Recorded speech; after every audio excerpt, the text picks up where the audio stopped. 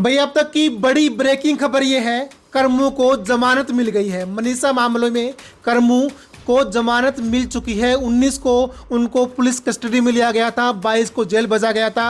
आज 28 तारीख को यानी कि 7 या 8 दिन बाद में उनको जमानत मिल गई है। और पूरी जानकारी देने के लिए उनके वकील एडवोकेट मनोज कुश मेरे साथ है। कुश साहब, पहले तो शुभकामनाएं आपको, एक बड़ी अचीवमेंट आज आपने की है। Thank you so much. ये अचीवमेंट मेरी नहीं है, ये जनता की है। जो जनता चाह रही थी उसको न्याय मिला है। ये जनता की आवाज़ का नतीजा है, जो कि आज हम जो बेल लेने में कामयाब हुए हैं। सर, क्या आर्ग्यूमेंट हुई आज जज साहब के साथ में, क्या हुआ वहां पर, पूरा वाक्य क्या हुआ उस कोर्ट के अंदर? देखो, सबसे पहले मैं आपको बता देता हूं, जो हमने बेल एप्लीकेशन जो ऑनरेबल कोर्ट के सामने लगाई थी वो 26 तारीख 8वां महीना 2025 को लगाई थी। और आज जो कि 28 तारीख है, 28 तारीख के लिए पुलिस रिपोर्ट के लिए, जिसको हम रिप्लाई बोलते हैं, उसको नोटिस किया गया था। और पुलिस का जवाब दावा आज सुबह पेश हुआ। हम 10 बजे कोर्ट के अंदर गए। हमारे अंदर भी ये बड़ी थी, क्योंकि ये बर्निंग इशू था, बहुत बड़ा इशू था। तो हमारी पूरी लीगल टीम, जिसके अंदर हमारे संदीप जी हमारे साथ थे, विकास जी हमारे साथ थे, वो पूरी एक टीम थी। हमारी टीम ने एक एक पॉइंट के ऊपर हमने आर्ग्यूमेंट की। हमने जब आर्ग्यूमेंट हमने स्टार्ट की तो उसमें बेसिकली क्या चीज़ था कि हमें सबसे पहले ये बताना जरूरी था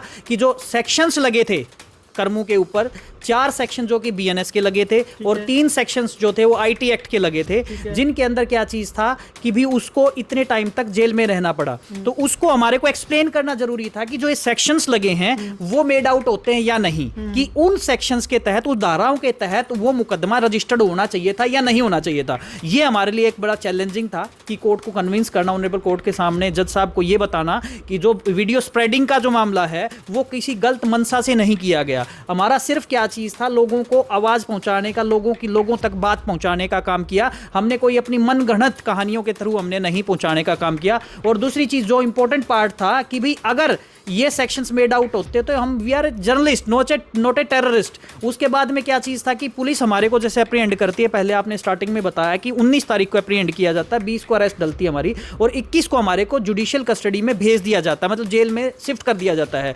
तो हमारे को सिर्फ ये बताना कि जो ये सेक्शंस हैं ये मेड आउट ना होना। दूसरी चीज क्या है, जो प्रोसिक्यूशन की स्टोरी है, एफआईआर के अंदर हमारा नाम ही नहीं है। सिर्फ लिंक उठाओ, लिंक उठा के किसी की क्या चीज है, आप किसी को अरेस्ट नहीं कर सकते।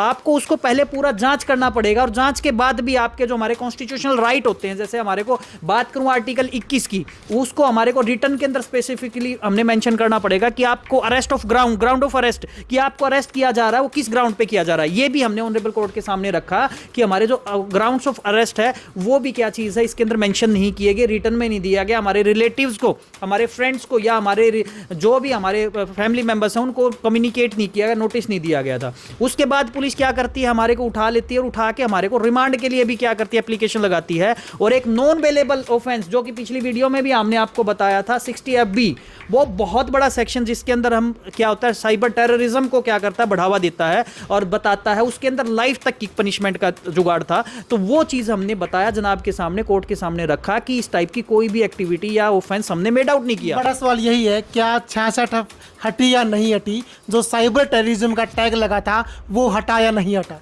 ये हमारे लिए खुशी की बात है, क्योंकि जब हमने सामने चीजें रखी, चीज को बताया गया कि इस टाइप की साइबर जो टेररिज्म है उसके अंदर क्या क्या चीजें आती हैं, अगर ये चीजें नहीं है तो साइबर टेररिज्म बनता ही नहीं। क्योंकि लॉ हमें क्या बताता है, जो शब्दों का हेरफेर बताता है, तो शब्दों के हेरफेर से ही क्या चीज है, धाराएं क्या होती है, चेंज होती हैं।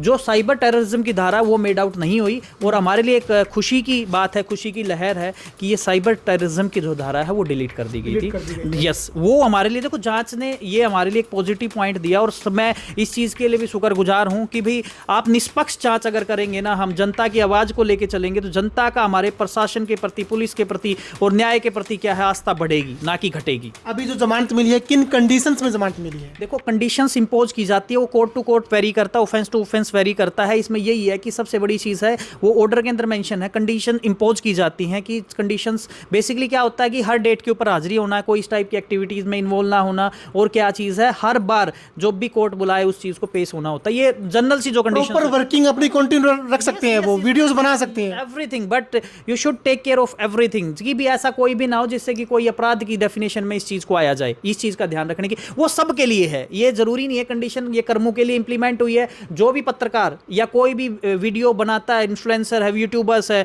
वो क्या करें, इन चीजों का ध्यान रखेगा, तभी जाके वो क्या है, अपने इन चीजों से बच पाएगा। करमू के अलावा भी 10-12 लिंक और भी थे जो उस एफआईआर के अंदर देखे गए गए थे, क्या उनमें से किसी की गिरफ्तारी हुई थी? उनको लेकर कोई अपडेट आपके पास? देखो, अभी तक कुछ ऐसी गिरफ्तारी के बारे में हमारे पास अपडेट नहीं आया और ये जांच का विषय है। और हम सबसे बड़ी चीज़ यही चाहेंगे, जिसके मतलब दर्द होगा ना वो अपने आप ही आ जाएगा कि कोई किसी का बंदा मिसिंग है या गायब है। तो मैं इसके ऊपर कुछ ना कहते हुए सिर्फ ये बताऊंगा, हमें सिर्फ करमू तक कंसर्न था, करमू की जमानत हमने करवा दी है। चलो वकील साहब, बहुत बहुत धन्यवाद जुड़ने के लिए। Thank you so much. एक चीज़ और बताना चाहूँगा, ये सबसे बड़ी चीज़ है, ये जो हम इंटरव्यू कर रहे हैं, आपकी जिज्ञासा है इस चीज़ को, लोगों की जो क्यूरियोसिटी थी कि जानना चाह रही थी करमू को बेल मिली या नहीं। मेरे पास भी बहुत सारे फोन्स आए हैं, आपके पास भी आए होंगे।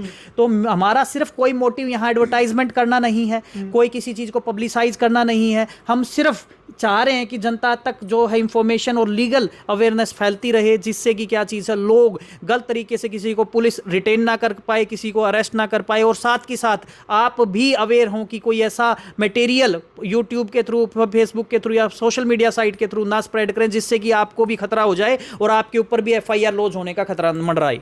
कुल मिलाकर इंटरव्यू के पीछे आपने टर्म एंड कंडीशन का स्टार लगा दिया। नहीं, ये मैं आपको बताऊं, डिस्क्लेमर होता है कि भाई मैक्सिमम लोग क्या सोचते हैं, एडवोकेट है, एडवोकेट अपनी पब्लिसिटी के लिए आ गया। हमारे एडवोकेट एक्ट में स्पेसिफिकली प्रोविजन है, हम कोई एडवर्टाइजमेंट नहीं कर सकते। तो मैं आप लोगों के सामने बताऊं, मैं एडवर्टाइजमेंट नहीं कर रहा हूं भाई।